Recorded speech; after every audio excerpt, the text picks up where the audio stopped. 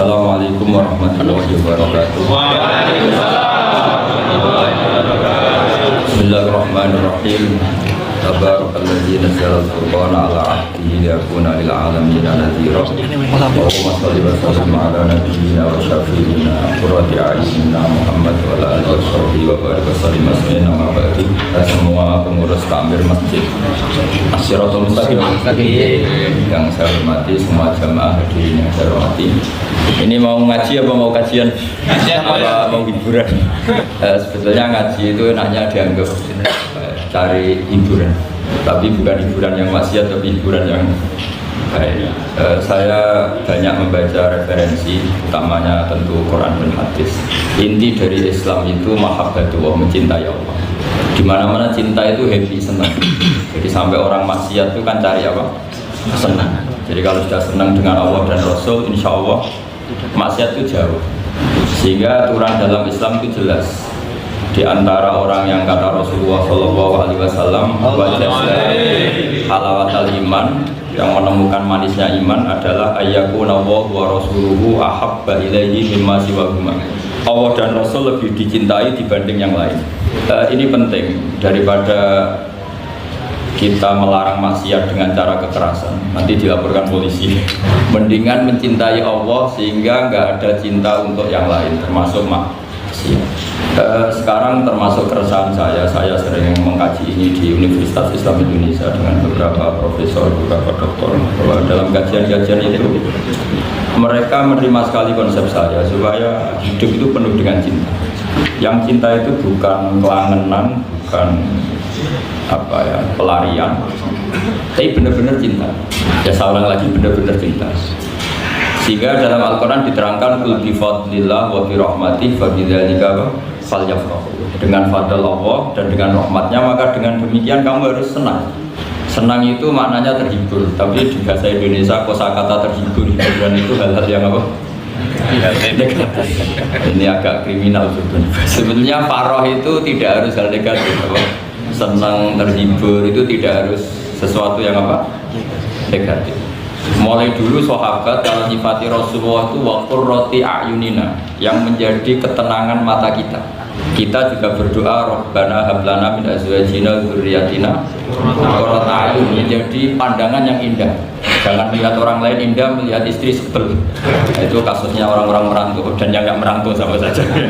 Jadi itu penyakit laten ya, melihat orang lain apa, senang kok tahu melihat istrinya tidak senang. Nah, itu kasus orang merantau dan yang tidak merantau supaya tersinggung. Saya memang sengaja mau memberi kajian yang ringan tapi bermakna, karena agama ini sebetulnya dimulai hal-hal yang ringan. Nggak ada ceritanya filosofi agama itu berat, karena jubilatil ukul ala qabulil haqqi. Semua ulama berpendapat akal itu dipaksa untuk menerima kebenaran. Saya pernah ditanya seorang dokter, dia tanya gini, Pak Bahak, zina itu kan enak, kenapa haram? Lalu tidak enaknya zina di mana? Terus dia saya tantang, andai kan zina wajib kamu bingung, kok bisa? Kalau setelahnya terus tak suruh lagi kamu bisa, ya tidak bisa. Akhirnya dia mikir ya, kalau wajib malah bingung, harus mengumpulkan uang untuk order, dan kalau dia senang seseorang tidak harus kesampaian. Ya kan, kalau kamu senang seseorang kan tidak mesti dia senang kamu, kan repot kan? Kalau senang tidak mesti dia senang kamu, atau nggak senang maunya dibayarkan, repot.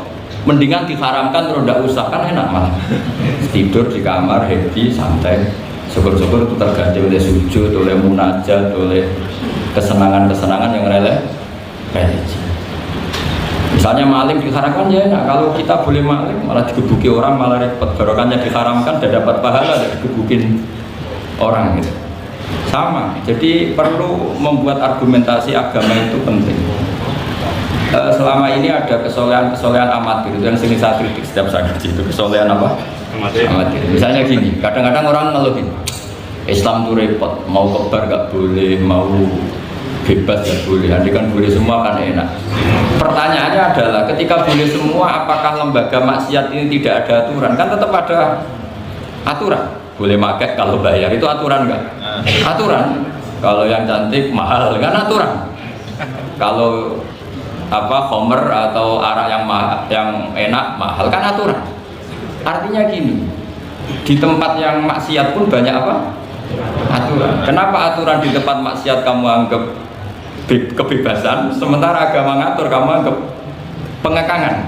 Nah, ini namanya soleh amatir, apa? Soleh amatir itu yang latihan soleh. Tapi kalau solehnya sudah lama, kayak saya ini masuk soleh sudah lama, tidak tahu. Apa ujub, apa syukur itu tinggal yang hasut atau yang seneng. Yang seneng akan komentari Gus Bak syukur, yang enggak seneng namanya akan komentari ujub. Ya sudahlah, itu biasa manusia seperti itu. Seperti sampean merengut itu, yang senang akan bilang pemikir serius, yang nggak senang kok merengut. Orang ita itu ya gitu, yang senang bilang itu sibuk ngalor ngidul, yang nggak senang kan bilang ita itu. Jadi itu kan nggak usah dipikir lah, komentar orang itu nggak usah. Jadi ini penting saya utarakan. Sehingga saya berpikir, terutama untuk zaman akhir, saya ulang lagi, terutama untuk zaman akhir, saya buktikan sekian ayat. Sebenarnya saya hafal Quran, tapi ini tak bawa Qurannya supaya nanti kamu bisa nyari ayatnya. Syukur-syukur kamu bisa nyanyi saya hafal Quran, bagus. Kalau enggak ya kacau. Sekarang banyak orang bantah apa orang hafal Quran, dia sendiri nggak hafal. Saya sering di Jogja, saya mau tanya tafsir sama jenengan, karena tafsir Kemenak itu ada kesalahan sekian 2000 itu, tak tanya kamu hafal Quran enggak? Aduh repot ini kata saya. Ini kayak Tyson tinju sama Elias Pikal gitu. Kalau kelasnya nggak sama mati musuhnya kan. Karena bukan karena ini keangkuhan, tapi proporsional apa? Proporsional. Saya cerita yang ringan-ringan saja, sebagaimana sanad saya dari guru-guru saya ila Rasulullah Shallallahu Alaihi Wasallam. Agama itu dimulai dari kesenangan, happy, farah kalau dalam bahasa Arab al-farah. Ayatnya jelas, kul bi fadlillah wa bi rahmati wa bidzalika falyafrahu. Ingat Muhammad dengan fadl Allah, anugerah Allah dan rahmatnya, kemudian dengan itu kamu harus senang. Sehingga dengan senang kepada Allah dan Rasul itu nikmatnya masya Allah. Andai kan senang itu bisa ditakar, orang yang sedang tahajud menangisi dosanya plus menangisi nasibnya kalau di perantauan. Itu senangnya sama orang yang sedang dugem itu mesti kalah, mesti senangnya sedang tahajud. Karena orang-orang maksiat itu sebenarnya orang-orang susah. Kalau tidak susah gimana? Setelah itu semua ditanya senangnya di mana? Tidak tahu, dia mabuk. Sementara senang kami ingat betul tadi malam saya nangisi dosa-dosa saya, nangisi nasib saya, kemudian tenang karena kembali ke Allah, kembali ke Rasul. Itu luar biasa senang. Tapi masalahnya sekarang ibadah itu kayak ancaman. Kalau ada pondok mewajibkan tahajud itu santrinya itu sudah delik dulu. Kalau di masjid-masjid gini itu kira-kira diwajibkan tahajud orang juga protes. Ini aliran sesat, sunat diwajibkan. Jadi agama itu banyak keunikan. Tapi yang jelas saya pastikan kamu harus senang. Kata Rasulullah SAW,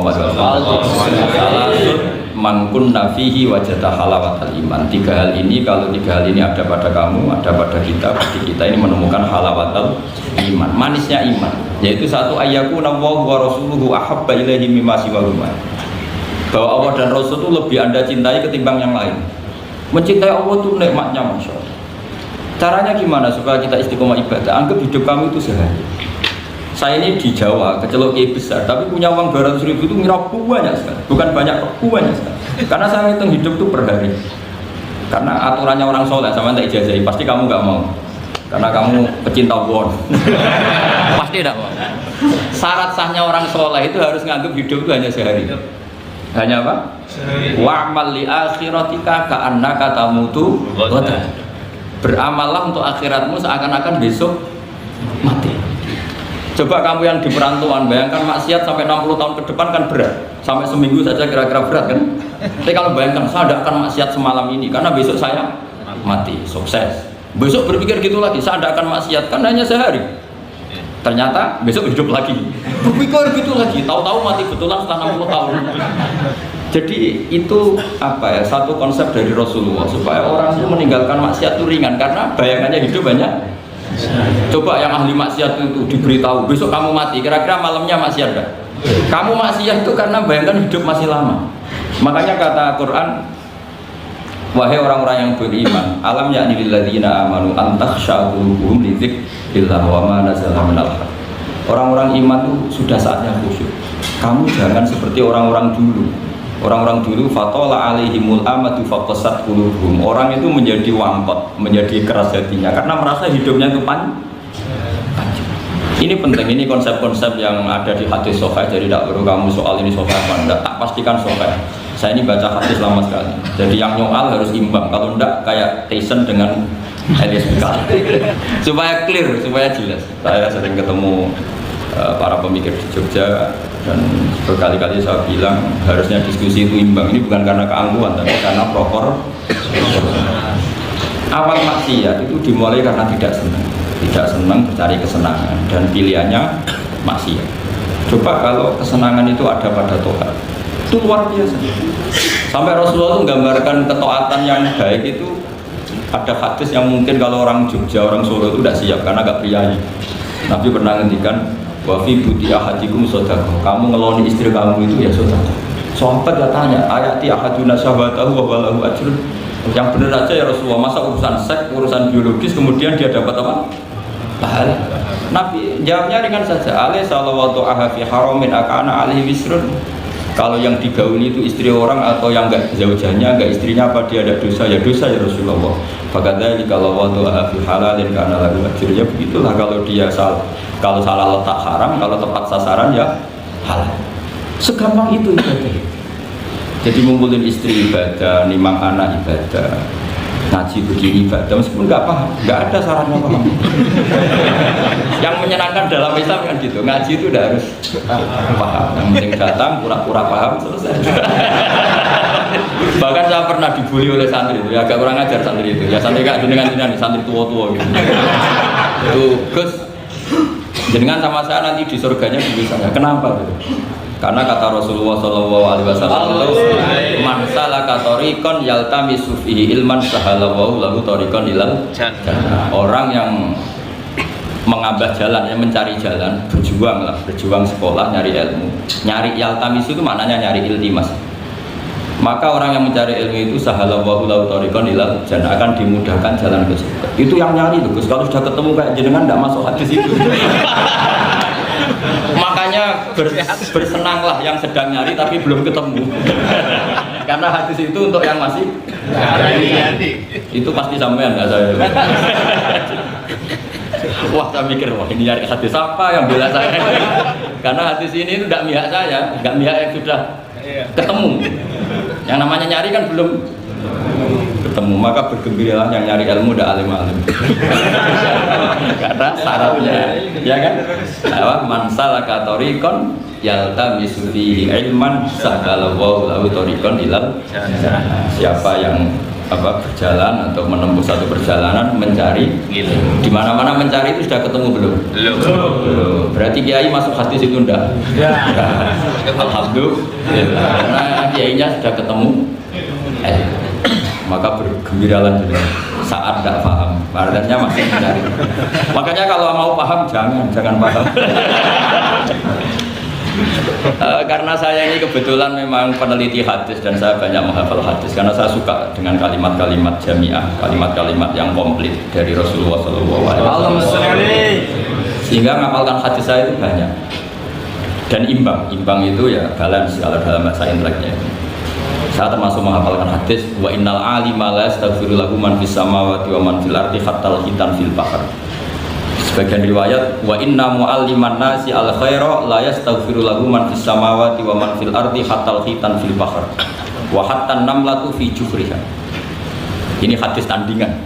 Jadi yang tandingan tidak hanya 01, 02, hadis juga ada hadis apa? Tandingan. Tidak apa-apa, ilmu itu memang butuh apa? Butuh perimbangan ya, butuh balance. Enggak boleh ilmu, tapi karena ilmu enggak pantas diomongkan tandingan gitu aja. Kata saya ada hadis yang bunyinya gini. Wa innal alima, orang alim itu akan dimintakan ampun oleh penduduk langit. Jadi semua malaikat Jibril dan Mikail, semoga termasuk Israel, itu memintakan maaf untuk orang alim. Tidak yang belum alim. Itu kamu tidak masuk hadis itu. Keren mana? Wah, sama kerennya Gus. Saya masuk surga, yang jenengan nanti juga masuk. Ya sudah, nggak usah geger ketemu di sana. Jadi ini penting. Nah sekarang problem Islam sekarang adalah yang garis keras pakai hadis-hadis garis keras untuk mengadili yang garis lunak, yang garis lunak pakai hadis-hadis yang garis lunak untuk mengadili hadis kelompok-kelompok garis keras itu tidak fair. Nggak fairnya adalah Islam itu kafah itu artinya konsepnya itu komplit, nggak boleh separuh.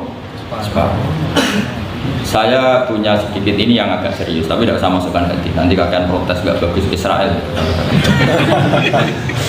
Begini, Abu Bakar As-Siddiq itu terkenal layyinal janib, mutawaddi, layyinal janib, sahlal akhlak, namanya layyinal janib. Orang yang sopan sekali, santun sekali, santun, sopan, terus simpatik, sangat simpatik. Namanya Abu Bakar As-Siddiq. Tapi ketika beliau sudah iman, beliau iman itu kalau nggak salah ya kira-kira Saniyasnen atau ya Salisa Robiah beberapa. Karena kalau dalam sejarah awaluman amanah itu sebetulnya Khadijah. Awaluman amanah mutlakon itu sebetulnya Khadijah. Awaluman amanah mutlakon bisa saja Sayyidina Ali, dan awaluman amanah mutlakon bisa saja Abu Bakar Siddiq. Saya sedikit cerita ya supaya tidak gaduh dalam sejarah. Ketika Rasulullah umur 25 itu, ketika beliau umur 20 itu Khadijah itu karena punya paman penginjil namanya Waraqah bin Naufal, itu sudah tahu kalau Nabi akhir zaman ya Muhammad itu, sehingga dia memerintahkan hulamnya namanya Maisarah. Maisarah itu nama cowok, nama lelaki. Ini perlu dicatat. Nanti kalau kamu tahu Maisarah menemani Nabi dalam perjalanan, terus kamu tiruah cari Maisarah ya. Maisarah itu nama lelaki ya. Lihat ya, Maisarah itu nama lelaki. Orang Arab memang lucu, biasa nama lelaki pakai tak muannas kalau dalam ini Mas Rois ini bahasa gontornya itu. Kalau bahasa Arab biasa Maisarah lelaki, Tolha lelaki, Hamzah lelaki. Jadi biasa kalau dalam bahasa Jawa kan enggak, soleh dan solehah, muslimin dan muslimat, pokoknya kalau ada ta itu mana. Cuma bahasa itu agak gak harus, tapi tahunya baru gitu sudah bagus loh. Bisa naik kelas. Akhirnya Maisarah itu disuruh Khadijah khusus untuk meneliti Muhammad. Dulu masih jangkar karena belum Rasulullah. Setelah diteliti di perjalanan ke Syam, ikuti dagang. Semua keajaiban dan alamat nubuwah itu ada semua, termasuk tudhilul ghamamah tutirus sahaid. Setiap perjalanan yang terik itu matahari pas apa? Ghamamah itu apa? Mendung mengayomi Nabi. Saya termasuk orang yang ditakdir pernah di pohon tua yang dulu jadi alamat nubuwah. Di Jericho itu ada pohon tertua di dunia. Pas saat di situ malah ada film dokumenter Kristen pas itu. Karena pohon itu semua Nabi pernah duduk di situ, termasuk Nabi Isa dan Nabi Muhammad SAW. Dan itu para pendeta tahu reaksi pohon. Jadi kalau duduk, kalau sampai yang duduk pohonnya nggak reaksi biasanya. Tapi kalau Nabi yang duduk itu akan direaksi. Misalnya Nabi duduk di barat, kemudian matahari teriknya dari barat, pohon itu akan pindah ke barat supaya geser. Sehingga Rohibu Khairah itu tahu ini calon Nabi sesuai definisi atau kriteria. Singkat cerita, setelah Maisarah lapor sekian alamat Nabi itu diceritakan Khadijah, terus Nabi ketika umur 25 dia memantapkan diri untuk nikah sama orang yang bernama Muhammad. Tapi Khadijah itu mulai agak kecewa, kok nggak jadi Nabi, biasa-biasa saja, tetap dagang saja, Nabi tetap dagang. Hanya tentu tetap punya sifat amanat, kredibilitas dijaga, semuanya terjaga. Tapi nggak ada alamat Nabi yang ekstrim lah yang sehingga Khadijah mulai mamang ini kapan jadi Nabi ini kok gini-gini aja ya. Nah, pas umur 40 itu Nabi ngalami yatahannas itu yata'abbad al-layali yadawatil adat. Kalau dalam Sahih Muslim disebutkan fakana yatahannasu fil ghar wa huwa at-ta'abbud al-layali yadawatil. Yang dikatakan tahannus adalah menyembah Allah di gua, menyepi, kemudian beberapa hari. Terus di hadis itu juga diterangkan wa yatazawwadu lidzalik. Perlu dicatat dulu tirakannya Nabi itu ya bawa bekal. Bukan terus kelaparan 3 hari nanti fata morgana yang dilihat. Ini perlu dicatat. Kadang banyak orang tirakat gak makan 40 hari, gak makan 3 hari, itu malah bahaya. Karena yang dikatakan nur atau apa ternyata fata morgana karena lama ada makan. Jadi perlu dicatat di hadis itu jelas ada kalimat wa yatazawwadu lidzalik. Ya Nabi ya normal bawa bekal, jadi tidak lapar-lapar amat. Tapi tidak satu nampan kayak makan di atas tadi enggak ya.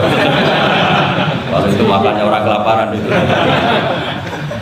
Ya tapi bagus lah, saking hormatnya sama kiai makannya banyak. Apa ngetes kiainya, kalau banyak ada kiai ini. Motifnya apa enggak tahu. Motifnya enggak tahu, tapi khusnudzon wajib. Panitia tenang saja, kiai itu wajib khusnudzon. Iya. Jadi ya sudah tetap. Singkat cerita, ketemu malaikat Jibril. Kata malaikat Jibril, "Iqra ya Muhammad, kamu harus baca ini ya Muhammad." Nabi jawab, "Ma'ana bi qari, saya tidak bisa baca." Sampai 3 kali Nabi bilang tidak bisa baca. Makanya syaratnya Nabi itu memang ummi. Ummi itu tidak tahu. Kenapa harus tidak tahu? Karena dia original, beroriginal. Nggak boleh Nabi punya pemikiran tandingan atau versi. Nabi itu harus faragh, harus kosong. Karena akan diisi hanya oleh nurun nubuwah, nurul risalah. Makanya orang-orang pintar itu nggak boleh jadi Nabi, bahaya itu. Nanti perintah Tuhan akan dianalisis. Makanya berat, orang intelektual jadi wali itu berat, tak jamin berat. Karena semua perintah Allah akan dianalisis. Oh itu Allah pasti tidak terima. Makanya saya itu kadang-kadang jadi orang alim ya getun, karena takut-takut cerdas. Kalau cerdas itu nggak analisis. Makanya sama orang bodoh saya kadang hormat, ini bagus. Bagus, ya bagus lah, ada sisi bagusnya lah. Jadi syaratnya Nabi memang nggak boleh punya pikiran juga. Tapi itu satu kelebihan, itu fadhil. Untuk Nabi itu, tidak untuk sampean, untuk Nabi itu fadhil. Sehingga ini penting sekali karena jarang orang mengungkapkan ini. Kenapa jarang mengungkapkan? Kemungkinan satu tidak tahu. Dua, karena kadang kiai itu ya manusia, Ustadz juga manusia. Kadang-kadang dengan tanda kutip itu ya pecundang. Dia ngomong yang dicintai pasar, itu yang saya sesalkan betul. Tidak ngomong yang dibutuhkan dalam khazanah Islam. Itu saya kecewa betul. Dan semoga mereka itu tobat. Enggak boleh seperti itu. Coba kita ini Islam mulai kecil, punya kiai mulai kecil. Kadang-kadang tidak pinter-pinter. Karena ayatnya itu terus sama. Kubu sebelah misalnya dalil ayat ini, yang ini terus gitu aja. Kalau orang sunat diceritain Nabi Ibrahim sunat 80 tahun itu pakai palu, pakai apa itu kodum itu apa? Langganan ya. Kalau ada orang mati ya mesti kullu nafsin. Kalau ada orang nikah mesti faman rohibah an sunnati. Jadi umat ilmunya tidak tambah, ya sudah. Siapa saja yang nikah ya itu aja, yang mati ya itu aja kullu nafsin. Karena ya pasarnya seperti itu. Buat sekali-kali ada orang mati itu bilang, ayo pesta. Karena orang dolim ini sudah mati. Mengurangi beban bumi. Mengurangi beban apa? Syukurilah kematian orang fasik ini. Itu nggak disangoni sama itu. Sudah ada disangoni, dibenci keluarganya, ya enggak? Ya daripada gitu yang umum saja kullu nafsin. Kematian adalah mau'idzah, kafa bil mauti wa'idun. Cukup mati sebagai nasihat, ya ikut pasaran saja, karena itu yang menghasilkan pasar. Tapi resikonya itu ilmu itu tidak tambah, apa? Tidak tambah. Ini kritikan saya, semoga ini membantu ya, supaya ustadz-ustadz itu kalau ngaji itu mikir yang dibutuhkan umat, jangan permintaan pasar, itu udah bagus. Saya datang ke sini juga bukan karena undangan. Saya bilang saya tanpa diundang pun datang ke Korea karena saya ingin sujud di bumi ateis supaya nanti keren. Keren betul, sama itu keren betul. Sujud di bumi, wah itu pol kerennya tuh, hebat. Kalau sujud di Mekah, Medina, di Indonesia itu kan wajar. Ini sujud di bumi. Jadi kalau kamu ditanya, saksinya siapa kalau kamu sholat di Gonjong? Ini kota apa ini? Yang seru yang apa? Yang lain yang gegis. Gonjong. Semua. Sama lagi. Itu malaikat mesti itu apa itu? Parah lagi kalau ditanya, sujudnya di mana? Di kamar mandi. Karena kalau pas kerja kan hanya dikasih waktu berapa? 5 menit dan itu pura-pura di kamar mandi. Keren nggak?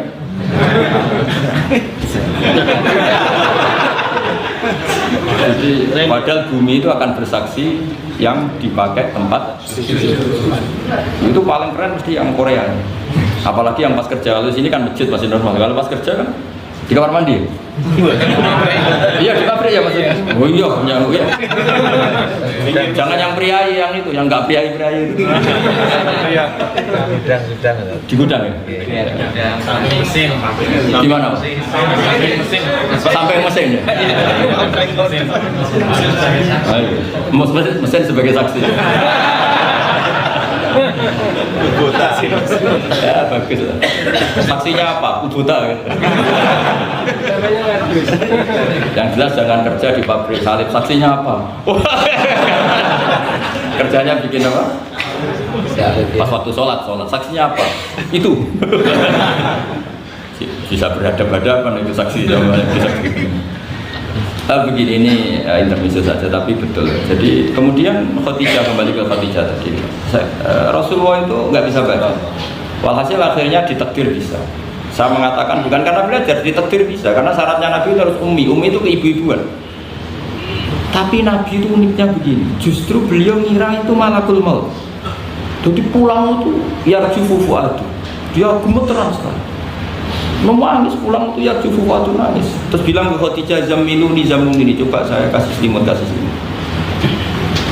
Kalau dalam bahasa Arab itu boleh khitab sama perempuan itu pakai yang muannas sama khotobah atau pakai mudzakkar ghaib al mudzakkar mukhatab jamak tapi niatnya ahli. Jadi kalau orang Arab bilang normalnya kalau perempuan kan zamilini karena khitabnya satu yaitu Khadijah. Tapi Khadijah itu nama ahlun, nama keluarga. Sehingga dalam bahasa Arab juga boleh zamiluni apa? Pakai khitab apa jamak mudzakkar. Khadijah terus dikemulin. Di mana-mana namanya ketakutan itu ya dikemulin. Dan di mana-mana kalau ketakutan itu cari istri. Yang bayang di perantauan ya kalau. Tidak usah lah banyak menyinggung orang. Pokoknya seperti itu. Sunnah manusia apapun hebatnya kalau ketakutan itu nyari istri. Jangan bahasakan nyari perempuan, nyari istri ya. Garisnya jelas ya. Kalau ketakutan nyari apa? Istri. Nyari istri apa nyari perempuan? Istri. Bagi yang punya. Bos, akhirnya dikemulin sama Khadijah. Ada apa? Oh saya tadi ketemu malakul mauti gini-gini. Khadijah tuh senangnya bukan main. Ini yang satu, hampir saja saya putus asa. Kamu gak jadi nabi ya? Terus tanya Khadijah, lalu sifatnya orang tadi kayak apa? Oh gini. Oh ya besok ikut saya. Didatangkan ke Waraqah bin Naufal. Dalam Bukhari disebutkan wa kana imro'an tanassara fil jahiliyah wa yaktubu minal injil masyaallah ayatu. Waraqah bin Naufal itu penginjil. Dia menerjemah Injil dari bahasa Ibrani menjadi bahasa apa? Ketika Rasulullah ditanya, ma ra'aita itu, madza tara? Apa yang kamu lihat? Terus Nabi cerita. Kata Waraqah bin Naufal, hadan namus alladzi ja'a bihi Musa. Bahasa lainnya malak itu namus dan namus alladzi ja'a bihi Musa. Uniknya itu tahun awal nubuwah, ya tahun awal apa? Nubuwah. Itu uniknya Waraqah itu bilang begini. Ini Waraqah bin Naufal bilang ini. Doakan saya ini masih hidup. Khina akhrajaka qaum, ketika kaum kamu ngusir kamu. Kagetnya bukan main Rasulullah, karena Rasulullah itu figur yang menarik, yang simpatik. Beliau putra tokoh Muhammad bin Abdullah bin Abdul Muttalib bin Hashim, tokoh yang sangat dihormati. Beliau tidak punya kasus, beliau tidak orang yang dibenci, beliau orang yang sangat menarik. Kenapa harus ngalami diusir? Maka Rasulullah tanya, awamu krijiyah, masa betul umat saya mau mengusir saya? Tapi siapa? Waraqah tetap bilang, ya letani fiyajatan hina akhrajaka qaum. Doakan semoga saya ini masih kuat ketika engkau diusir kaum. Ini sekalian latihan bahasa Arab karena sama dengan latihan bikin mesin saja ini ambil alatnya bahasa Arab. Bahasa Korea ya. Akhirnya kata Waraqah bin Naufal, tidak ada orang yang mengalami seperti kamu kecuali pasti akan diusir. Falam yalbas yasiron ila, terus kemudian Waraqah tidak lama kemudian meninggal. Ya, yang penting dari ini semua apa? Waraqah itu membaca kriteria para nabi itu pas sekali dan akhirnya tahun 13 nubuwah Rasulullah ngalami diusir. Kan beliau hijrah itu 13 tahun dari nubuwah, kira-kira umur 53 berapa? 53. Tapi Waraqah sudah mengatakan itu di tahun pertama Rasulullah menjadi nabi, karena definisi nabi itu harus pernah diusir. Maka kalau sampai mengalami diusir oleh nasib itu ya ada. Cuma itu udah alamat nubuwah, alamat terlantar. Karena yang Nabi sudah ditutup, nggak ada peluang lagi. Jadi Khadijah itu masih nggak terima, padahal beliau sudah mendapat sekian alamat tadi. Tudhilluhul ghamama, tutil sahab, ada sekian alamat. Tesnya sudah lulus semua. Rasulullah tadi Maisarah menyaksikan apa, dinaungi oleh apa, mendung tadi, macam-macam. Khadijah itu masih Dengan tanda kutip masih agak-agak beli. Masih cari definisi yang ini agak absurd lah. Kata Khadijah gini, ya Muhammad, ya Rasulullah, kalau kamu kedatangan teman kamu itu, kalau bilang sohibuka, nanti cerita ke saya. Ya, Nabi itu lugu, nggak ngerti kalau itu diktas. Ya, suatu saat Jibril datang ke Rasulullah. Ini Jibril, ini teman saya datang. Ya, Nabi kadang istilahkan Jibril itu temannya. Ini teman saya datang. Oh ya. Terus Khadijah dekat Rasulullah, pas Rasulullah agak-agak di pangku manja. Fakasyafat an auratiha, sebagian auratnya Khadijah itu dibuka. Sama tidak usah bayangkan kelihatan apa yang itu. Ya kira-kira pupunya saja lah yang dibuka. Tidak lebih dari itu, jangan macam-macam. Akhirnya terus ditanya, Khadijah tanya, temanmu masih? Tidak, lari. Akhirnya Khadijah ditutup lagi. Khadijah nggak tahu ada Jibril, nggak tahu. Ditutup lagi. Sekarang temanmu di mana? Oh sekarang datang lagi. Oh Nabi diambungi semua. Ini yang saya tunggu-tunggu. Itu malaikat betul bukan setan. Karena kalau setan tahu orang kamu tahu kan. Artinya apa? Dalailun nubuwah itu dikaji sedemikian rupa oleh Khadijah karena beliau ponakan dari penginjil yaitu Waraqah bin. Tentu zaman itu Injil masih orisinil, bukan kayak sekarang Lukas Matius. Tentu jadi Injil di sini bukan konotasi yang muharraf ya apa? Enggak orisinil ya, tentu yang masih apa? Orisinil. Jadi semuanya mengarah ke pembenaran terhadap kenabian Rasulullah Muhammad SAW. Jadi Khadijah tambah mantap. Jadi Nabi dites saja tidak tahu ya lugu saja, temanmu masih lari. Setelah ditutup lagi, temanmu ada. Oh iya sekarang ada lagi. Wah ya Nabi betul. Absyir ya Muhammad, kamu harus senang, itu malaikat betul. Kalau setan tidak seperti itu. Oh, kalau ada orang senangnya bukan main. Nah, melihat awal, saya ulang lagi ya, melihat awal dialek kenabian itu hanya dengan Khadijah karena dia keluarga terdekat beliau. Maka sebetulnya awaluman amanah mutlakon itu sebetulnya itu hampir semua ulama bilang itu Khadijah, bukan Abu Bakar. Tapi melihat peran Abu Bakar yang begitu sentral dalam mengawal Islam, orang bilang Abu Bakar. Melihat Sayyidina Ali teman kecilnya Rasulullah, orang bilang Ali. Sehingga berjanji itu, kitab berjanji itu Maulid itu kan sebenarnya kitab sejarah normal biasa, kitab akademik sebetulnya, bukan kitab mantra, kitab akademik. Beliau kalau ngendikan itu awaluman amana minar rijal Abu Bakar wa min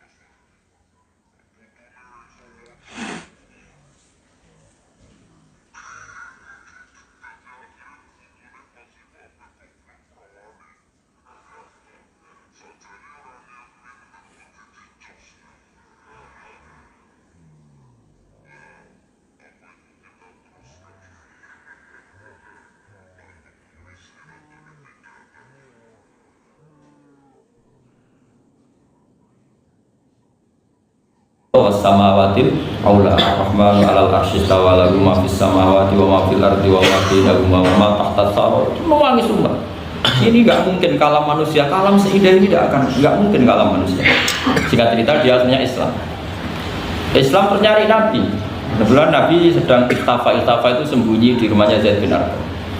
Ketika Nabi mau masuk, karena dia terkenal preman, kata Hamzah, ya Rasulullah kamu sembunyi. Umar saya ngadapin Hamzah, walhasil dia menceritakan imannya. Setelah dia iman, apa yang dilakukan pertama? Itu marani Umayyah Abu Jahal. Awas, ganggu Rasulullah Muhammad tak bunuh.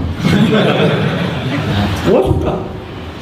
Akhirnya yang dulu mengancam-ancam Nabi, mengancam-ancam sahabat selesai, karena sekarang gantian diancam Umar. Bersamaan dengan itu Allah mengeluarkan khitab fasda' bima tu'mar. Muhammad kamu harus terang-terangan dalam dakwah karena sudah punya backingan bernama Umar. Jadi sebetulnya yang dibutuhkan Islam itu ya ada orang yang kayak Abu Bakar, ada orang yang kayak Umar. Ada kebaikan yang hanya terwakili oleh orang-orang yang kayak Abu Bakar, ada kebaikan yang hanya terwakili orang-orang kayak. Jadi sebetulnya tidak perlu dipertentangkan kita di mana, yang penting itu niatnya baik, diniatin sholihah dengan niat yang baik. Jangan kubu-kubunan yang tanpa ilmu. Sebenarnya dalam sejarah itu biasa. Bahkan uniknya dalam sejarah adalah Abu Bakar yang menjadi wali besar karena akhlaknya yang seperti itu, layyinal janib. Ketika mau meninggal, itu menunjuk khalifah yang akhlaknya berlawanan dengan dia, yaitu menunjuk Umar. Kayak apa insafnya Abu Bakar? Karena beliau tahu ada sebagian kebenaran Islam yang nggak terwakili oleh orang sopan. Coba kalau ada penjahat, orang Solo atau orang Jogja, yang sopan-sopan itu, terus ada penjahat, monggo sakit sana. Tapi sebaliknya penerima tamu terus orang Batak ngangkat penerima tamu dari orang Batak atau orang Madura, tamunya lari ya. Mau apa kok? Artinya gini loh ya, kalau ngadepin penjahat mungkin pas orang Madura, kalau menerima tamu pas orang Solo. Ya proporsional saja lah, tidak usah memaksakan. Paham ini dong ya? Clear ya? Clear. Ya clear ya? Clear. Jadi hidup itu proporsional saja. Ya coba saja, punya acara keren terus penerima tamunya Madura, Batak, apalagi yang keras-keras. Medan. Nah, sama. Makanya kalau guyonannya itu rumah kebakaran, yang punya rumah itu orang Jogja kan, ngapunten badhe matur, wonten napa ngapunten sampe. Ini dalam jenengan kebakaran. Padahal nyuwun sewu anak jenengan tesih ngelebet. Artinya ada momen yang sopan itu tidak boleh, apa? Yang sopan itu kalau ada kebakaran, yang punya rumah baru minum enak-enak mau bebas. Itu kalau mau kebakaran harus gitu, mau tidak mau harus tidak sopan kan gitu. Jadi sopan ada mautenya, nggak sopan ya ada mautenya. Sehingga dalam kitab Hayatus Sahabah yang dikarang oleh Syekh Yusuf Al-Kandahlah, yang paling saya kenang adalah beliau menceritakan makalahnya Umar radhiyallahu anhu. Beliau mengenang Umar ditanya, "Laqad kunta faddun walidul qalbi." Kamu itu pemimpin tapi keras sekali. Kata Umar, "Saya ini berusaha layyinal janib. Fa wa laqad khasyitu fillah wa laqad khasyitu fil ghilm." Kamu tidak tahu perasaan saya. Saya ini kalau sedang halus ya istighfar sama Allah. Kalau saya sedang tegas juga istighfar sama Allah. Kamu tidak tahu perasaan saya. Itu banyak mufassiru hadal maqalatil maqalah yang menafsirkan gini. Dalam makalah yang lemah lembut itu juga ada dosanya. Dalam tegas juga ada dosanya, karena manusia tidak pernah sempurna. Saya beri contoh begini, ini analogi yang paling gampang, yang siapapun kalau insaf pasti paham, bukan mungkin paham tapi pasti paham. Misalnya kamu punya keponakan yang sering pacaran, itu kerja lanangan ngalor ngidul, pokoknya sering maksiat. Kemudian ada Pak D yang rildo, yang gholid, yang keras. Pasti ponakannya nggak pernah ke situ, paling dimarahin. Yang satu Pak D yang satu atau Pak Ali yang satu layyinal janib, pacarnya jadak segitu ya nggak apa-apa. Paribasannya rangkul-rangkulan di situ ya nggak apa-apa. Potensinya pasti sama. Yang terlalu lunak akhirnya dianggap melegalkan, ya enggak?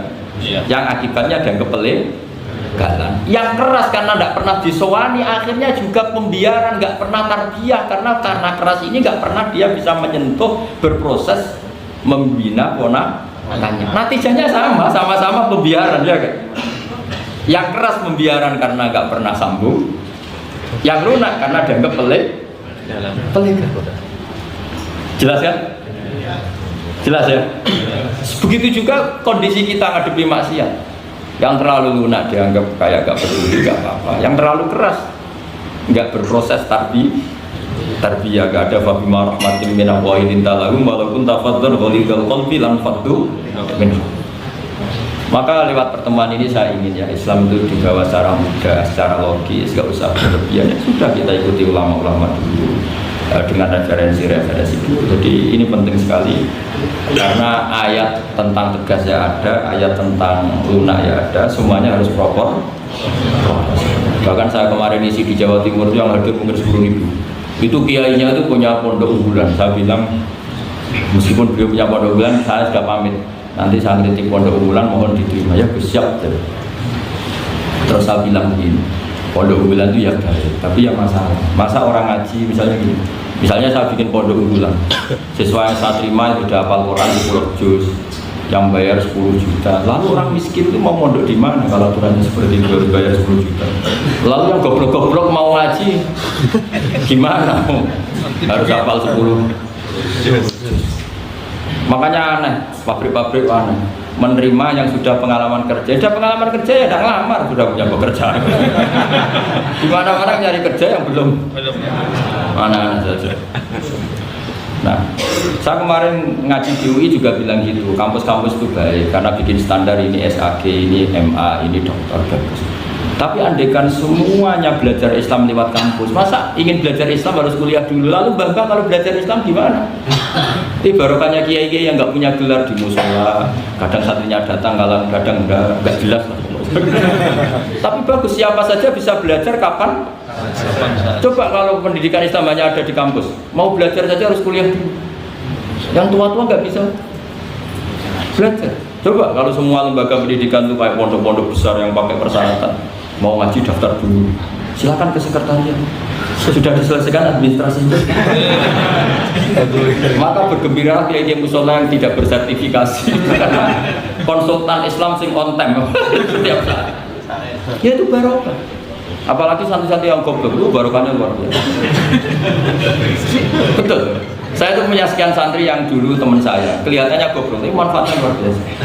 Cuma dia kagum sama saya karena saya korban jadi konsultannya dia. Dia tuh di pedalaman Kalimantan, di tengah hutan. Ya kalau dulu mungkin oleh pemerintah disebut ilegal logging, tapi dulu. Ya dia nggak nyuri, karena perasaannya orang sana ya milik wilayah, dia ikut orang sana. Terus singkat cerita, orangnya hanya kadang 20. Terus tanya, dulu nggak ada HP, Gus saya ini hanya 20 orang di tengah hutan, Jumatan enggak? Maka saya bilang menurut fikih Syafi'i tidak wajib kan hanya 20 dan 40, tapi kalau ingin duhur ya nggak apa-apa. Enggak, Gus kalau diajak duhur nggak mau, Jumat kok duhuran. Masyarakatnya ya lucu. Oh ya nggak apa-apa Jumatan, tak carikan madhab kata saya. Saya kan kebetulan yang mengkaji al-madzhabul arba'a. Singkat cerita begini, natijahnya apa? Kadang kita yang pinter, yang LC, yang doktor, itu dakwah kemudian nyon sewu dengan tanda kutip mendapat honor.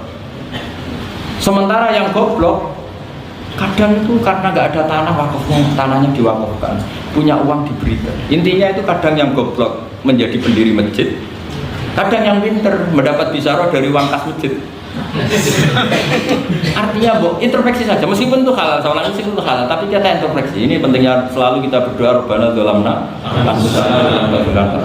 Lo pernah saya disuani orang juara MTQ terus mendapat umroh, dia bangganya bukan main. Saya ini kiai sering ada yang saya bilang gini, kamu umroh saya senang, bagaimanapun ini prestasi karena barokahnya Quran. Tapi kamu juga harus hormat sama kiai musola. Itu mulang Quran puluhan tahun tidak pernah dapat hadiah. Coba hafal Quran kemudian lanyah dan dapat hadiah umroh, itu kan cara bahasa agamanya manfaatuhu maksurah. Manfaat umroh itu kan hanya untuk dia. Tapi kiai yang mulang di musola-musola ngajar 10 tahun berapa ratus orang yang bisa baca Quran karena dia, tidak ada yang ngasih hadiah umroh. Kira-kira fadhoilnya, keutamaannya indallah utama mana coba? Ini minterkan orang banyak tanpa hadiah, ini pinter dadakan lewat lomba lagi dapat umroh. Tentu kita tidak mengharamkan itu, kita respect, gak masalah. Tapi kalau mau luhur salah lawan pasti. Karena kalau mau luhur nanti menafikan keistimewaan orang-orang yang istiqomah mengajar. Jadi kita fair saja. Ini juga penting untuk Syiah, ya supaya anak-anak semangat ngapalkan. Tapi jangan lupa yang sedang ngajar-ngajar yang nggak jelas tadi, yang muridnya kadang 3, kadang 2, tak tanya Pak ya yang ngaji berapa? 10 Gus, yang datang 2 ya biasa gini Gus, kadang 2, kadang 1. Ya seperti di sini di perantauan jamaahnya pasti tidak istiqomah, tak jamin. Jadi tidak usah saya tanyakan itu sudah pasti. Jadi jamaah itu nomor 2, nunggu pas nganggur liburan kan gitu. Jadi saya mohon beragama itu diniatin kita. Ijazah bapak saya ke saya itu yang berulang-ulang sementing hak gue qalbin salim. Makanya kata Allah zaman itu illa man atallaha bi qalbin salim. Yang selamat di hari mahsyar itu hanya satu orang yang sowan Allah bi qalbin dengan hati yang selamat. Hati yang selamat itu melihat tubuh lain ya dengan insya, ya melihat yang kunut ya biasa, tidak kunut biasa itu masalah khilafiyah biasa.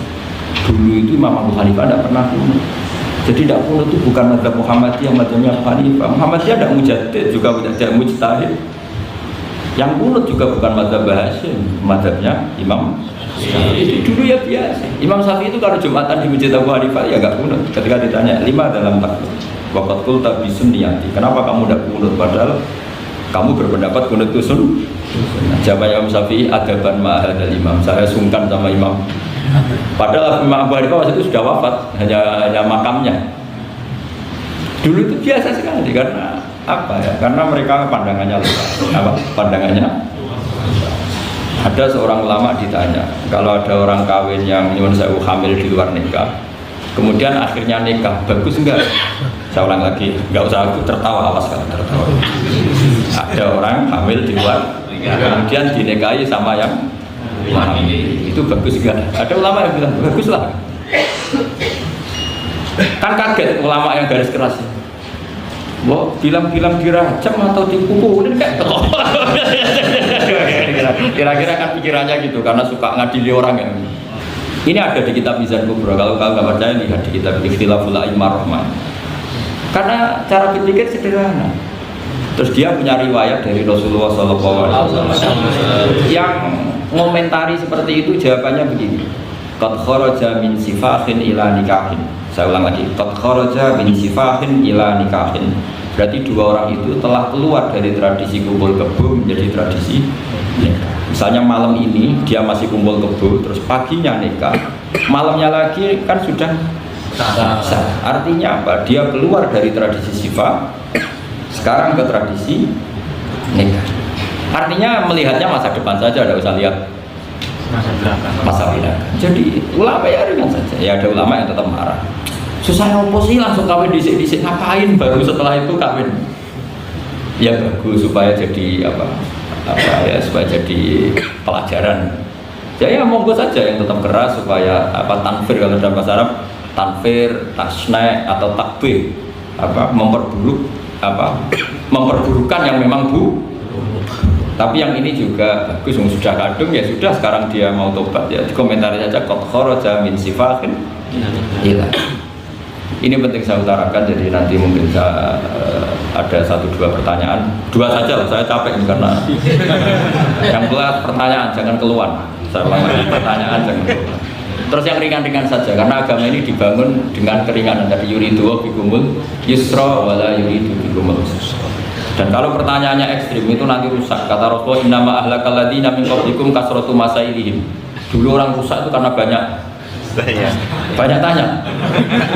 Karena nanti kalau Allah ditanya itu mesti tersinggung. Karena apa ya? Orang tanya itu tadi mengkritisi perintah. Sampai tahu kenapa malaikat dimarahin Allah? Gara-gara apa? Tanya. Ya tak ceritanya sedikit ya. Allah kan memaklumatkan ke alam langit. Inni ja'ilun fil ardi khalifah. Saya putuskan bahwa manusia ini jadi khalifah fil ard. Malaikat langsung tanya apa? Qalu ataj'alu fiha may yufsidu fiha wa yasfiku. Yang benar saja ya Allah, tolong dievaluasi. Manusia itu kan potensi yang rusak. Yufsidu itu fi'il mudhari', berarti mustakbal. Cara terjemahan bebasnya manusia itu berpotensi merusak. Wa yasfiku dima, dan berpotensi mengalirkan. Betul hanya tanya, tapi artinya kan gini, ya Allah, kali ini kayak enggak pas keputusan kau. Tolonglah Deva. Makanya Allah marah, qala inni a'lamu ma la ta'lamun. Roh apa menang. Karena tanya ini, makanya syaratnya Nabi itu harus ummi. Gak boleh intelektual jadi Nabi. Bahaya itu. Misalnya intelektual jadi Nabi, kok ketemu malaikat di gua, kenapa di sini, kenapa tidak di mall saja? Jadi repot. Karena semua disoal secara intelektual. Bukannya saya syukur sama tidak jadi Nabi dan tidak akan jadi Nabi. Naral inteleknya itu. Jadi ini penting saya utarakan karena sekarang itu agama mau dicerdasin, ngajinya agak gelem tapi mau kritis. Itu bahaya betul. Makanya innama ahlakal ladzina min qablikum kasratu masa ini karena banyak pertanyaan. Ini bahaya betul. Masa Allah dievaluasi. Allah? Makanya saya termasuk gak senang ketika ada sholat gini peregangan apa pernapasan terus kalau sujud apa saya tidak senang. Saya senang saya gini nanti sholat lama-lama fungsinya kayak senam yoga. Gini saja, semua yang diperintahkan Allah pasti ada hikmahnya, saya yakin ada hikmah. Tapi tidak usah hikmah ini jadi tujuan. Kalau nanti jadi tujuan, terus orang bilang gini, itu sholat terus sakit, yang nggak sholat sehat, habis kamu. Ya kan? Tapi kalau ada orang tahu hikmahnya gini untuk apa, narik nafas atau apa, gini, ya monggo lah sauni-unimu, ya nggak apa-apa lah seperti itu. Tapi kalau jadi tujuan, jadi ya sudah, yang benar sholat itu apa? Sholat itu bukti ketundukan sama Allah Subhanahu wa ta'ala. Wasjud wa ta'rif, kalau berani sujud berarti insya Allah dekat sama Allah. Karena itu bentuk tawadhu, bentuk tadzallul, bentuk ubudiyah. Fadkhuli fi ibadi wadkhuli. Lalu terus dianalisis ini fungsinya gini, wah repot. Lah nanti kalau ada senam yoga tandingannya lebih efektif. Saya jantungan, sujud kok nggak ngefek, tapi setelah ikut yoga kok ngefek. Saya loh ya, orang boleh nggak berpendapat ya, sependapat sama saya, tapi kalau nggak sependapat keterlaluan yakin. Karena dari saya jelas ya namanya wasjud ya Pak. Udah ada di hadis di Quran wasjud wa tasfu, kalau sujud dan kamu menjadi nggak ada yang ada ya wasjud. Saya kira demikian. Assalamualaikum warahmatullahi wabarakatuh. Apa langsung selesai aja? Masalah keimanan. Tanya apa lo? Kalau tanya boleh ya gimana? Masalah keimanan tentang qada dan qadar. Oh iya. Kalau qada dan qadar itu kita sudah ditentukan oleh Allah, kenapa masih dimintai pertanggungjawaban nanti di akhirat? Oh iya. Betul. Ya seperti mukaddimah saya tadi ya. Jadi ngaji itu harus kafa. Kafa itu artinya komplit. Jadi Nabi dalam banyak hal yang momennya tepat ya menganalisis dengan qada qadar, tapi dalam banyak hal juga melarang orang membicarakan qada qadar. Jadi misalnya gini, kamu kadung ditakdir pernah punya dosa dan kamu ingin tobat, maka dosa yang masa lalu anggap saja qada qadar, terus keinginan tobat itu anggap aturan syariat. Jangan lalu setelah qada qadar kamu tidak berkeinginan tobat. Ini penting saya utarakan karena Nabi itu ngendikan pasti dua kali. Saya jamin di setiap konteks sosial Nabi pasti ngendikan dua kali. Dua kali itu dua solusi. Nabi pernah ngendikan idza dzikral qadar fa'amsiku wa idza dzikra ashabi fa'amsiku. Jika umatku telah menjustifikasi qada dan qadar fa'amsiku, kamu jangan ikut-ikut. Karena nanti akan yang zina nggak apa-apa, saya sudah qada qadar, yang maling ya nggak apa-apa karena sudah qada. Wah bahaya, bisa hancur syariat harus seperti itu.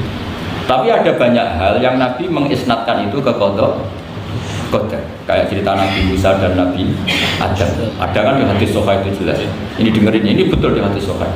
Nabi Musa itu santri Israelnya, memang beliau orang apa?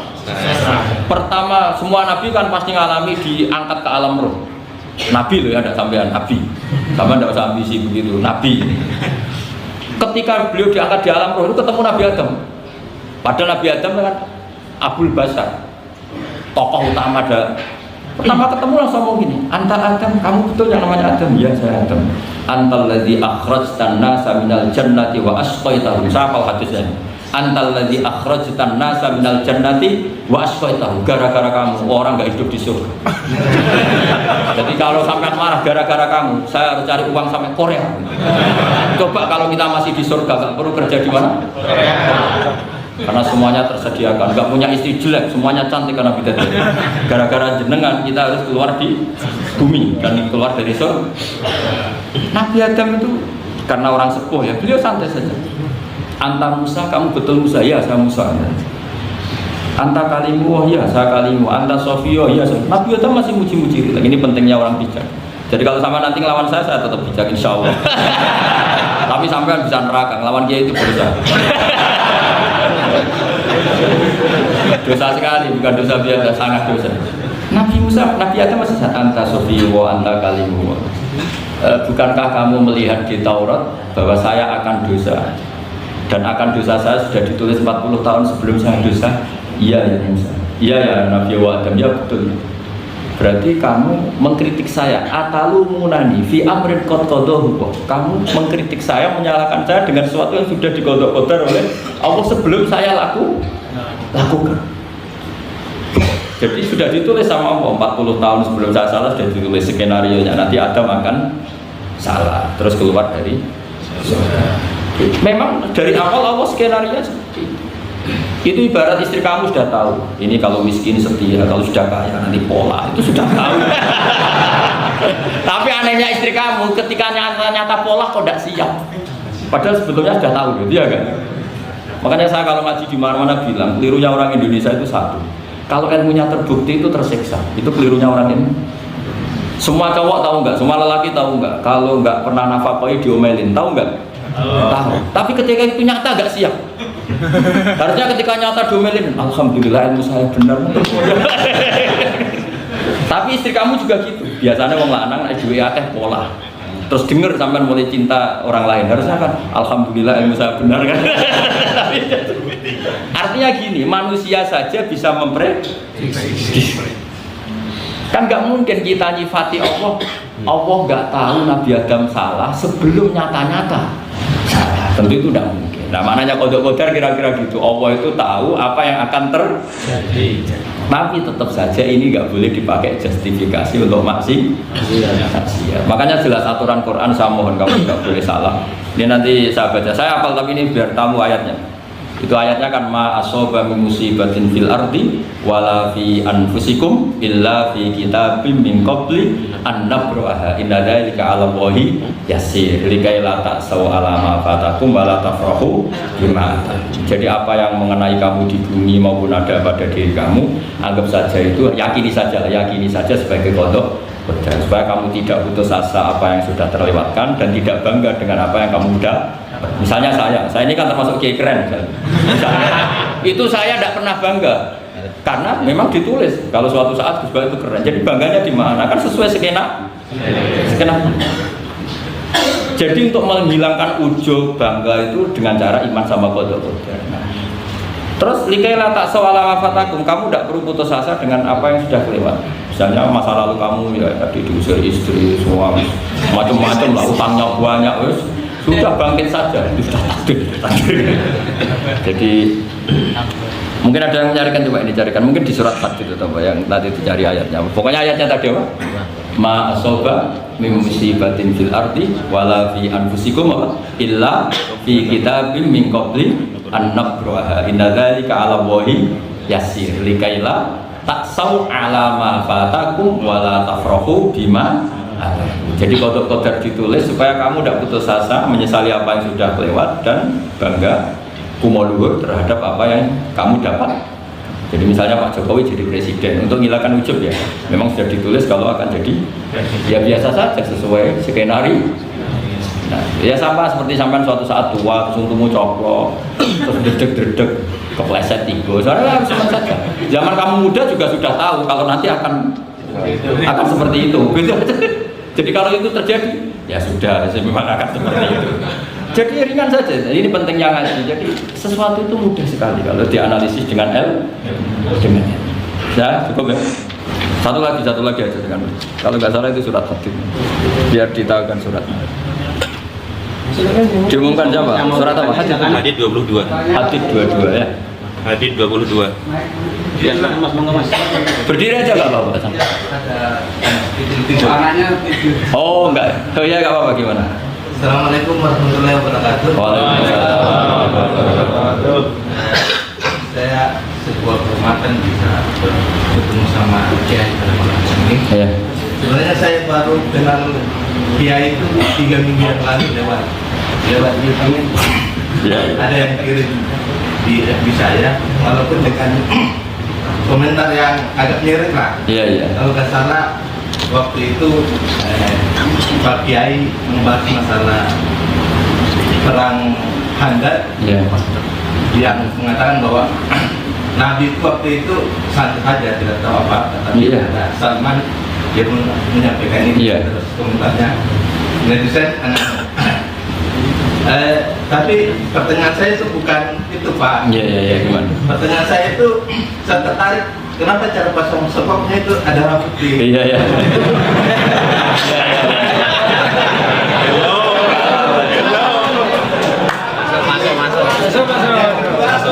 Yang kedua, sebenarnya hal umum. Saya bukan ahli Al-Quran, tapi ada ayat yang mengatakan bahwa sampaikanlah Dari aku meskipun satu ayat itu walaupun itu cuma satu ayat. Dari aku balighu anni walau ayat. Yang itu menurut saya menjadi dengan dunia medsos saat ini, orang yang betul-betul mungkin bukan cuma sekedar satu ayat, cuma satu kata, itu di broadcast yang mungkin memacu perdebatan. Makanya ini begini, namanya siapa? Sulaiman. Begini saja, ini saya jawab. Tapi ini ringan, sama relax saja santai. Jadi memang tradisi ulama sama masyarakat itu beda. Jadi kalau Nabi dikatakan tidak tahu dalam konteks tertentu itu malah madh. Madh itu memuji. Karena tadi syaratnya Nabi harus ummi. Ummi itu kan keibu-ibuan.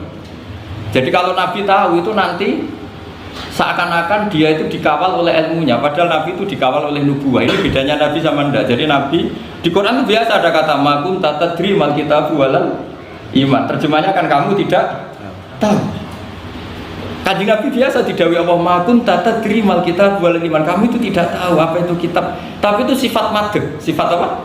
Madh. Madh itu memuji. Kenapa itu jadi pujian? Karena Nabi kalau sudah tahu urusan sesuatu nanti jadi ilmu tandingan menandingi wahyu.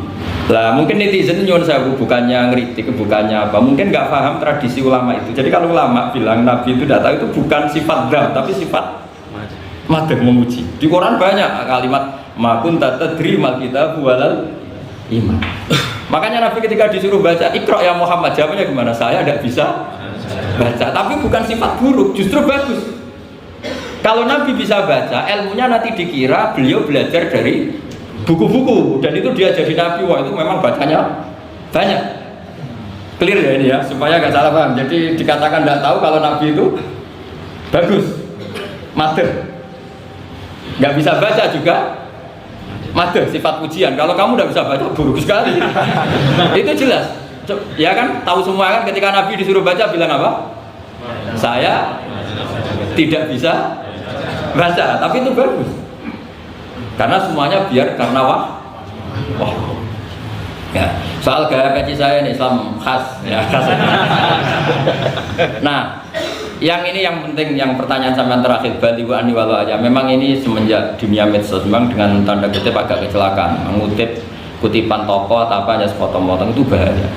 Bahayanya begini, itu bukan hanya karena yang ngendikan tokoh. Meskipun Quran kalau wakafnya salah itu ya bahaya. Coba misalnya begini, ada orang wakaf di depan orang yang paham bahasa Arab.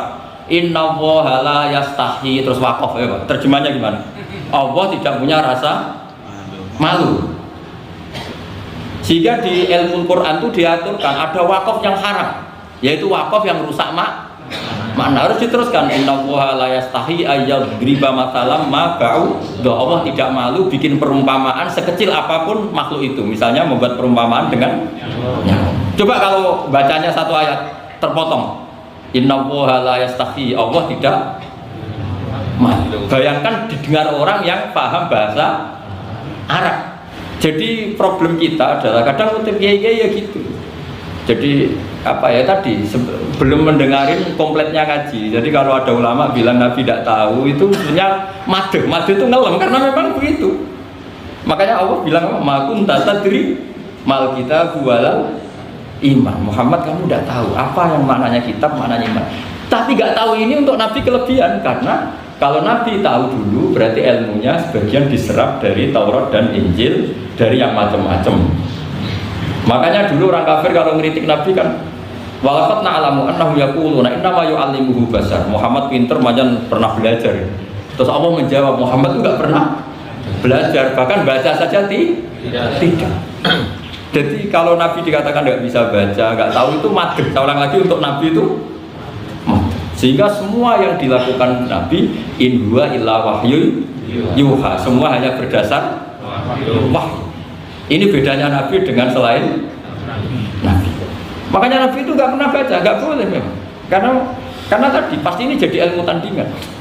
Itu bahaya kalau untuk Nabi, supaya semuanya orisinil dari Allah. Nabi itu sama Allah dikosongkan, semuanya kosong. Terus semuanya dari ilmu yang diwahyukan oleh Allah Subhanahu wa Ta'ala, jelas. Jadi baliwani walau ayat itu saya mohon, maksudnya itu ayat itu bukan ayat satu Quran potongan, enggak. Ayat yang muhkamah, yang utuh. Tapi kalau satu potongan ya enggak boleh. Tadi misalnya dipotong apa, inna woha lah ya kayak. Makanya di bab ilmu tajwid kan diterangkan wa ba'da tajwidi kalil hurufi la budda mim ma'rifatil wuqufi. Setelah kamu tahu tajwid ikhfa idzar idgham, kamu harus mengenal ilmu waqaf. Karena sekali salah waqaf itu fa. Ya gitu Mas Sulaiman ya. Assalamualaikum warahmatullahi wabarakatuh. Ini MC-nya. Oh, langsung doa. Bismillahirrahmanirrahim.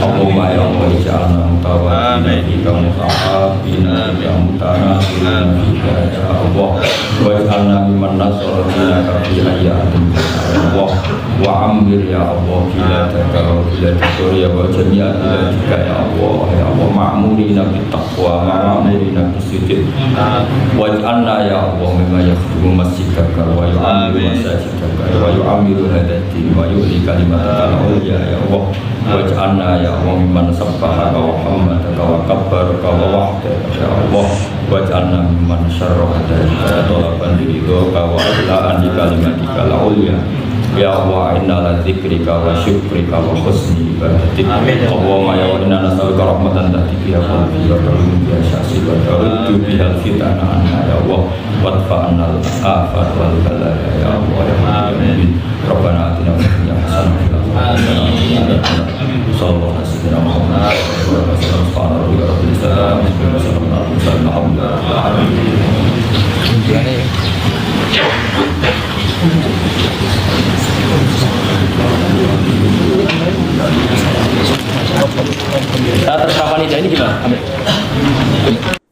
Oke, jadi itulah teman-teman tentang reaction ngaji kita bersama dengan Kiai Haji Bahauddin Nur Salim atau Gus Baha, yang mana Gus Baha ngaji di Ansan, Korea Selatan. Dan ini sudah beberapa tahun yang lalu ya, cuman kita mutolaah ngaji kembali. Dan beberapa catatan yang kita dapatkan di ngaji kita kali ini, di antara lain, inti dari Islam adalah mencintai Allah. Cinta itu identik dengan rasa senang. Maka berislam, beriman artinya senang atau bahagia atau merasa nyaman dalam beribadah. Yang kedua, agama dimulai dari hal-hal yang ringan. Akal dipaksa menerima kebenaran. Jika zina itu enak, kenapa zina diharamkan? Kalau dihalalkan tentu saja atau bahkan diwajibkan, itu justru malah nanti akan menjadi repot. Di tempat maksiat pun tentu ada aturan. Kenapa aturan di maksiat tidak kau hitung sebagai pengekangan atau tetap dinamai sebagai kebebasan, sementara aturan dalam agama disebut sebagai pengekangan? Ini kan agak tidak adil gitu. Kemudian yang ketiga, temukan manisnya iman itu dalam tiga hal. Yang pertama, cinta pada Allah dan Rasulullah. Kemudian cinta pada Allah dan Rasulullah ini lebih dari cinta kita akan apapun. Yang kedua, mempunyai prinsip atau pandangan beragama dengan akal yang benar. Yang ketiga, ridho atas segala ketentuan dari Allah Subhanahu wa Ta'ala. Kemudian catatan yang keempat, cara meninggalkan maksiat adalah dengan berkonsep hidup itu hanya sehari. Bisa lebih agar ketika kita mempunyai prinsip hidup itu hanya sehari, maka kita bisa lebih memaksimalkan hidup juga. Awal maksiat adalah dari mencari kesenangan. Bagaimana agar senang dalam kebaikan itu bisa terjadi? Itulah tujuan agama, yaitu membuat kenyamanan atau kesenangan tanpa harus maksiat. Yang kelima, kecerdasan istri Rasulullah yaitu Khadijah bisa mengetahui bahwa Muhammad adalah calon nabi sebelum menikahinya. Lalu saat turun wahyu pertama kemudian Jibril datang kepada Rasulullah, Khadijah inilah yang meyakinkan bahwa itu adalah malaikat, bukan setan atau jin. Dan beliaulah yang mengimani Isra Mi'raj Rasulullah, termasuk sebagai awaluman amanah Rasulullah. Syarat Rasulullah adalah mempunyai sifat yang umi atau sifat lugu keibuan. Bukan berarti tidak cerdas, karena Rasulullah tentu saja punya sifat fatonah. Umi ini artinya tidak berpikir untuk dirinya sendiri, menurut dirinya sendiri. Dan Rasulullah itu tentu saja bertindak sesuai dengan petunjuk dari wahyu nubuah dari Allah Subhanahu wa taala. Yang ketujuh, perbedaan gaya dakwah keras dan lunak tidak boleh saling bertentangan atau saling menyalahkan, dan jangan merasa paling benar caranya, karena Abu Bakar dan Umar bin Khattab juga berbeda, namun saling menguatkan. Semuanya harus proporsional, karena ayat keras juga ada, ayat lunak juga ada, tergantung situasi dan kondisi yang didakwai. Yang kedelapan, orang malu bertanya, sesat di jalan. Pancinglah pengetahuan dengan bertanya ataupun dengan pertanyaan. Namun pertanyaan yang keterlaluan itu memalukan. Bahkan para malaikat itu kan pernah dimarahi oleh Allah karena banyak bertanya. Ketika pertanyaan difungsikan untuk meragukan, maka itu yang tidak boleh. Bertanyalah untuk meminta ilmu pengetahuan, bukan untuk memastikan. Maka jangan membuat pertanyaan-pertanyaan yang merepotkan sendiri, seperti halnya pertanyaan-pertanyaan dari kaum Bani Israel kepada Nabi Musa. Yang kesembilan, qada dan qadar sudah ditentukan oleh Allah. Karena kenapa Allah meminta pertanggungjawaban ya? Padahal qada dan qadar itu sudah ditentukan oleh Allah, kenapa Allah masih meminta pertanggungjawaban? Jawabannya adalah tergantung dari posisi ataupun kondisi kita. Jangan terlalu semuanya itu qada dan qadar. Misalnya Anda pernah berdosa dan sekarang ini bertaubat, maka anggaplah yang dahulu sebagai qada dan qadar. Tapi sekarang dan masa depan adalah keputusan kita untuk hidup sesuai dengan syariat dari Allah. Yang terakhir atau yang ke-10, sebagaimana kita menyikapi takdir Nabi Adam, jangan sampai kita hanya menyalahkan Nabi Adam, karena itu tentu saja qada qadarnya Allah Ta'ala yang diturunkan kepada Nabi Adam. Qada dan qadar adalah Allah itu tahu bahwa masa depan itu seperti apa. Tapi bukan berarti kita tidak punya keputusan yang harus dipertanggungjawabkan, karena qada dan qadar harusnya kita jangan terlalu ndersulo. Karena qada dan qadar harusnya kita tidak apapun jangan terlalu ndersulo menyesali, ataupun jangan sampai bersedih untuk hal-hal yang sudah berlalu. Dan jangan berputus asa atau tetap optimis untuk masa depan kita. Bukankah Allah tentu saja tidak akan merubah nasib suatu kaum kecuali Ia sendiri yang mengubahnya. Oke, itu teman-teman yang bisa kita catatkan sebagai catatan ngaji kita. Tentu saja itu hanya catatan saja, bukan untuk apa-apa, hanya sebagai pengingat-pengingat saja ketika ngaji bersama dan Gus Baha, ya, agar mengikat ilmu itu dengan catatan. Oke teman-teman, terima kasih. Semoga kita senantiasa istiqomah ngaji bersama dengan Gus Baha. Semoga kita senantiasa bisa menjadi seorang penerima ilmu yang manfaat dunia akhirat. Dan semoga Gus Baha senantiasa sehat selalu, senantiasa diberikan umur yang berkah, umur yang panjang, dan semoga terus-menerus bisa ngaji bersama kita. Sekali lagi terima kasih, dan maaf teman-teman karena akhir-akhir ini jarang ngupload ngaji Gus Baha karena memang beberapa faktor. Dan tentu saja insya Allah kita akan mulai lagi ngaji bersama dengan Gus Baha ini. Semoga bisa istiqomah ya. Terima kasih sekali lagi, terima kasih teman-teman. Wassalamualaikum warahmatullahi wabarakatuh.